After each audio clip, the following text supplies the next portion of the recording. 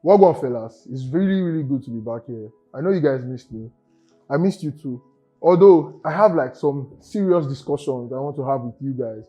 You know, I was just thinking about it and people don't talk about it so much.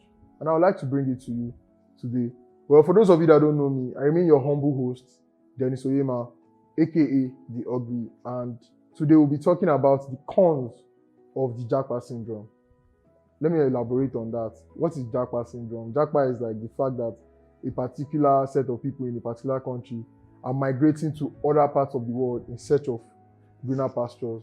And I'm sure we all are familiar with this in every area of our lives. Like people around us are like traveling here and there. You know, it seems very good. Everybody wants to leave the country, go to another man's land, you know, to find greener pastures. But have we ever thought about the disadvantages of leaving your country? And people don't pay attention to these things. A lot of people don't even talk about it. But that's why I'm here. Which work I collect? The first thing I would like to talk about is the disconnection the Jackpot syndrome brings to our country, Nigeria. The fact that people travel here and there. You know, you find some families, one is in Morocco, one is in Japan, one is in like different countries, and then they are going there to settle in, to start a life, to build a life for themselves. And you see them 20 years, 30 years, they've not seen each other. Most of the time, they just, FaceTime once in a while, and that's it. That family, it's hard to bring that family back again. So that's a huge one for us, like family disconnection. A lot of families now don't want to come back home. Let me say it like that. They are relocating to other countries with the idea of never coming back to Nigeria. That's a loss for our motherland, Nigeria. People not being able to like see each other, touch each other, bond with each other, because now you've been in a different environment for 20, 30 years. You don't even know what it's like to live in your motherland anymore. You don't even know what it's like with your family member anymore. People lie a lot on social media these days. You just call me on FaceTime. Even when I'm crying, I tell you, oh, I'm okay, and all that. You just want to check up on me. But that's a difference. There's a difference when you are here with me. We're having like one-on-one conversations. Even if I tell you I'm okay, you can't see that I am not okay. Another thing we want to talk about is the relationships, with these Jackpot people. It kind of like blends with the first one I mentioned, but for this one is different. This is common with the people that, when they want to travel, they impregnate a woman here, and then they travel, leaving the woman that, they want to go and create a better path for the woman to come and join. This is not good enough. It leaves these women to want to like cheat on you and all that. And then it just has a lot of side effects when it comes to that. And then, sometimes it's not intentional. You and your wife go to the visa, whatnot. They grant one person the visa, they don't grant the other. Then now the other, and most of the time, 90% of the time, the other is going. They are not waiting for their significant other to get their own visa before they go together. So that would like bring a break in the relationship or marriage or whatnot, or any type of relationship you're having. So you see, I'm sure you understand where I'm coming from with that. Another thing I want to talk about is the history of us Nigerians. Let me explain this to you. For people that have been away for long, they have, how would I say this? They tend to forget who they are or where they are from. Like the Akindele family, the Blacksmith family and all that. I think this is very common with us Nigerians here, where, you don't go UK 2 days, your accent don't change, like you've been there for 20 years. I find that really funny. It goes to show that people are very quick to forget where they are from. Some people have not even left Nigeria. They know how to speak British accent more than they know how to speak their language, their mother tongue. It is very, very bad. So it goes to show that people are quick to forget. Now, you don't want to eat what your I don't know, should I say origin eats, like where you're from. You don't eat amala again, you prefer burgers. You don't wear your attires anymore. You prefer like the English wear. It just goes to show that people tend to forget where they are from, forget their history, forget who they are after, jackpotting. You see children don't even, I'll give you an example. Footballers, Saka for one. Saka decided not to play for Nigeria. He's playing for another national team. Even this guy Mbappe traveled all the way back to Africa. I don't know, maybe Cameroon or something, to trace his lineage. It just goes to show that these people have never been to their motherland before. They were born and brought up somewhere else. They were named after where they were brought up, not given the Nigerian name. Kudos to those parents that take out time to like speak their languages to their kids, teaching the kids how to like speak their language and, you know, teaching them their history. But there's something you cannot particularly teach your child about your history elsewhere. You know, it takes the community to raise a child. It doesn't take just the parent. So there are some things you hear around you that gives you a glimpse of where you're from here in Nigeria that when you travel abroad, you don't tend to hear. I mean, they're everywhere. There's some, you know, some, should I call them news or history background that you know without your parents teaching you here in Nigeria that you don't tend to find there in the abroad, like my mom would like to call it. So it's just, it has a lot of side effects that a lot of people don't look at. And the next place I want to go to is our marriages. People tend to marry outside these days than marry here. All these are beautiful women. Who will they leave them for? I know they don't like to be tagged as just the ladies that cooks and clean. They want to like, I mean, we appreciate you women so much. We love you guys. But please, we should do better in terms of like, I'm not saying intermarriage is wrong, but then when you guys do this intermarriages, like I said, it has like the good side and the bad side. And some of the bad side is, these are our beautiful women who I own and leave them for. And you guys are not enjoying these marriages out there. You people just claim to enjoy it because the things you take here, you don't take there. But then I'll move to the next one. And this one is very, very critical. This one is very, very critical. Very, very critical. What do I mean? Loss of good human labor. I put it in that sentence or in that tense because do you know how many good doctors we've lost due to the hardship of this country? And now they are going to another man's country to better their country, stable their economy. You know, we have very good laborers that have just traveled abroad. Even they consider them. You understand? It goes to show that Nigeria is not promising anymore because the good laborers, I won't say they've all left, but we still have like some good ones here. But imagine if the country was a better place and we bring these people here, they feel like they're underpaid, and which is correct. So they go somewhere where they are like valued, respected, you know, recognized. I'll give you some professions that are not recognized here, but over there they think it's a, you know, it's a major. One is like haircuts, like barbers. You know, we don't recognize our, you know, hairdressers and stylists because they are underpaid. For one, they are underpaid. But these people keep us 100 at all times. Imagine you having bushy hair and you go to your barber shop and they give you a very nice cut, or for those that do dreads, you go to Relock and, you know, many things like that. And here we don't recognize them, we don't appreciate them. We treat them like they are nothing. Imagine, I'll give you an example. As a woman, you take a man that is a barber to your family house and you tell your father that this man I want to marry is a barber. Tell me the truth. What will be the reaction of your father? You know, and it's just many things like that. Another area I want to go to or look at is these security men. Security men over there, they are not underpaid. They are highly paid because your life depends on them. They put their life down to secure you. But here, security man, now they pay less. The most disrespected work in Nigeria is security. And it's not supposed to be so. They pay these people a lot of money over there.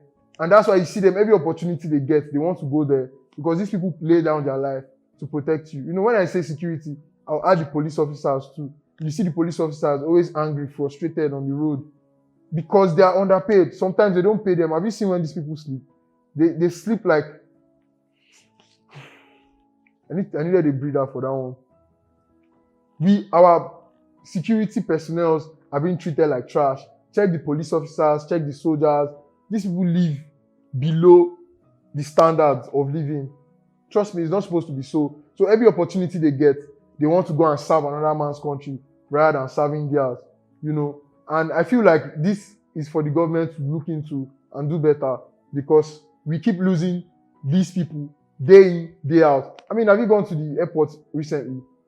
People travel every second. I'm not saying every minute, people travel every second.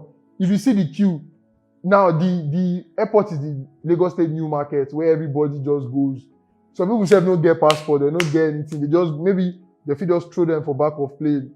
Maybe any country they feel land. What is bad? We need to do better.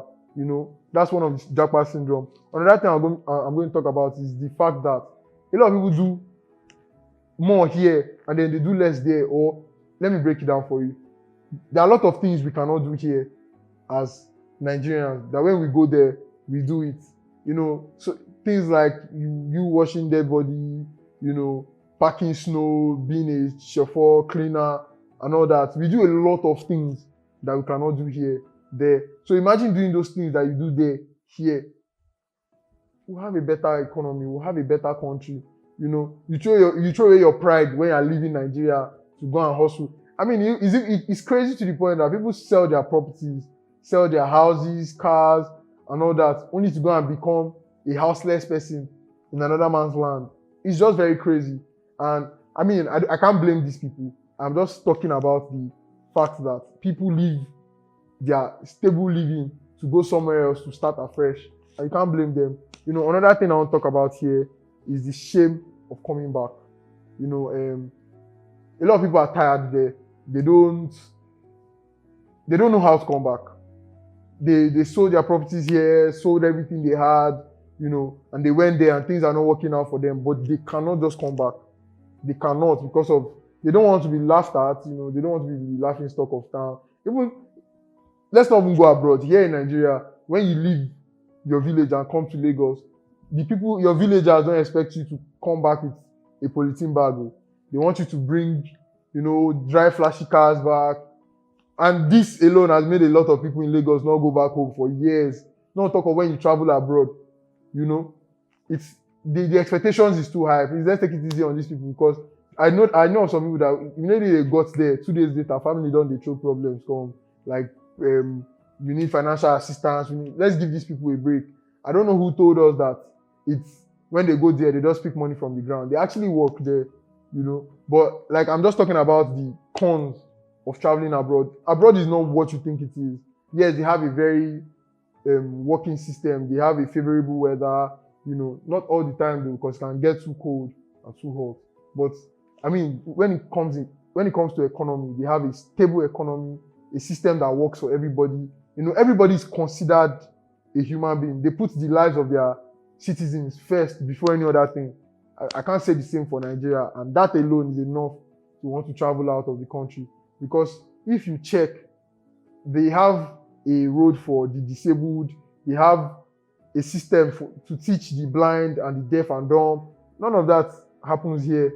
They have they have correctional centers for almost everything. Basically, they just have a system that works, and we don't. Yeah, we don't. This thing does they buy private jets, but that's not why I'm here anyways. So I would like us to come together to make our system work, so we make our country a more conducive place for us. And this is me urging the government to look into these matters so we don't lose more laborers to these other countries because they are busy building these other countries while ours is going down to the drain. Another point I want to bring to your notice is this one is very crucial. A lot of people know this but don't talk about it. And this is racism. I'm sure people see you see it on the news, you see it everywhere. Blacks are not loved anywhere in the world. Yes, they act like we're being loved, but we are not. If you ask me, yes, we're not. I have reasons to show this, And even here, we still worship the white man supremacy, that we even worship each other because they have that lord over us. If you look at it, over there, let me bring back a story of this lady that invited the police to her house and then she had boiling water on the stove or cooker or whatnot. She was holding the boiling water. She called them because she thought she had something in her house. She was shot 3 times in the head. And then what happened? Nothing. Let's talk about this man that got kneed, that had a knee on his neck before he died. I mean, there are like movements that Black Lives Matters, but because of the case of greener pastures, as we still find our brothers going there, knowing fully well that it's not really safe for them. The fact that you're black, you're a target, and let me live there now and come back here. I know the hardship has made a lot of us, bend heads to people that were better than I'll give you some examples. You know, these Indians now, I don't see Indians as like what they want to claim to be, but then they have like their factories here and they treat us like animals. They treat us like slaves. Like there's a story I heard about of this guy that, you know, the boss's wife came outside to sit down, and him being the security man was in his post. Then the wife went to meet him and said, "Didn't you see me outside? You're supposed to be outside. Why? What are you doing inside?" Mind you, this is not working hours. Oh, he was just there to secure the compound, not to be a bodyguard to these people. So the lady came and confronted him, and he was like, "I am only securing the compound. I am not your bodyguard. If you need a bodyguard, get a bodyguard." You know, she reported to the husband, and then the husband came and said he's going to slap him. You dare not assault a white man in a white man's land. So then they don't let you become a boss in their land. No, that doesn't work. But here, rather than giving you the job of the managing director or anything, they go back to their father, their motherland, and bring somebody else to do that. It goes to show that we are not accepted in their country. Neither are we accepted in our own country. Many other situations like that. Me for one now, I've worked in a factory before. I don't know if it's okay to mention the name of this factory, but we do woods in this factory, right? And normally we close by 5:30, and that machines are already programmed to go off by 5:30. So they changed we call them masters at work. So they changed our master and brought a new master. And it was like, why are we closing by 5:30? That we should do 6 o'clock. We revolted, obviously. But then he closed us in the factory. And then these machines got hot and heated one of the woods. Trust me, the whole place caught fire. And we were there for 30 minutes. We were there for 30 minutes. And then when they opened it, it was already smoking. Some people had fainted, you know. And it shows that our life doesn't matter to these people. And nothing was done to these white men. The next day, work continued. Although I resigned anyway, because you might be wondering what I'm doing here. Yes, I resigned from that work. But some people couldn't because of the hardship of the country. As at that time, you know, such a thing cannot happen over there. So we need to do better. Racism is one of the things that has been killing us as black people, and then still killing us as black people. And then I need the government to do better in terms of this economy, because of the hardship, we as blacks don't even know our stance. We don't know our strength. That's why you see us, once you see anybody that doesn't have like the pigmentation or the melanin that we have, we start to go down on our knees. People that were better than, I mean, check the craft, check the music industry. We're the best. We're the best at everything we do. But because of the hardship, we still continue to go back to these people and let their white supremacy control us. And then we as blacks, we don't have love for each other. I'll bring back the xenophobia time where, you know, South Africans were killing us, Nigerians and all. I still don't blame them. You know, this white supremacy has turned blacks against each other. We have been made to hate each other like we are our own problem. We're not your problems. Neither are you our problems. You know, we have this thing for fighting with each other and fighting against each other. I'll give you examples. Let me start with India. India for one. India, in their country, they can be anything they want to be. But then when they leave their country, they are together. You know, there is this story of these Indians in the UK where they rent an apartment and they are like 20 in that apartment. All they need is just one foam, and the wife and their child will sleep on the foam. And it goes to show that they can manage, they can save, then they will bring all that money back. But when we travel abroad, everybody wants to stay in one house. And I mean, that's the common rule there, that once you leave the country, you are one. Anywhere you go, you are one. And you know, I mentioned earlier of how we are very quick to lose our tone, our diction, our pronunciation of things because we want to fit into their system. Indians are not like that. If an Indian man stays in America for 25 years, the second he opens his mouth to talk, you know this person is Indian. They never forget their roots. They never forget who they are. So they are who they are. You know, they are one person. You don't see them fighting against each other abroad because of the system they come from. Unlike us, you see a Yoruba man and an Igbo man abroad, they act like they don't know each other, because forgetting that they are a common man, they are a common body. You know, and then they come back here, they underpay us. These white people come back here, they underpay us, treat us like nonsense. You know, over there, you as a white person, you have allowances, they give you, allowances, they give you leave at least once or twice a year. You can, go out, like relax from all the work stress and all. We don't recognize such here, and then they treat blacks like animals. We're not animals. We're not. They treat us like we're nothing. They devalue us. They don't let us show the values we have. There are lots of things we have that is not being talked about. These topics like this trigger me, a lot of things that I would like to mention of how they stole all our artifacts and put it in their museum, and now we're paying to go look at our own artifact. They stole our designs. Please, you guys should read your history. You would understand better. They stole our designs and sell these designs back to us for very high and expensive rates. So I don't know what else to tell you. I was going to mention Gaddafi and how he made his country better. And since these white people saw that, oh, these people are doing well, they turned these people against him and then they had him killed. And look at them today. They have been in war ever since he died. So please, my brothers and sisters, we can do better than just traveling abroad and, bettering these people's economy and making their system better. We can bring all that back here, because if you check the best doctors in America today, they are blacks. It might not be Nigerians, but they are blacks. Imagine bringing those doctors back to Africa.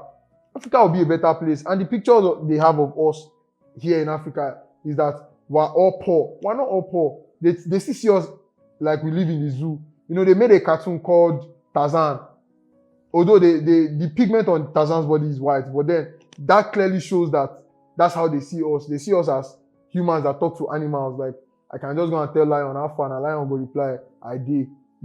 Let's change all that narrative. And the more we keep traveling to their countries, the less they see us as human beings. I'll bring this to a close. I hope I've been able to impact you positively and not negatively about this, cons of the Japa syndrome. I would like you to leave us a like on our channel, The Eagle Online. Share this video for people that you know and you think that might need it.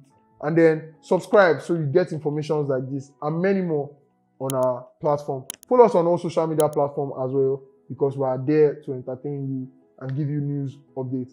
I remain your humble host, The Ugly. Until next time, goodbye.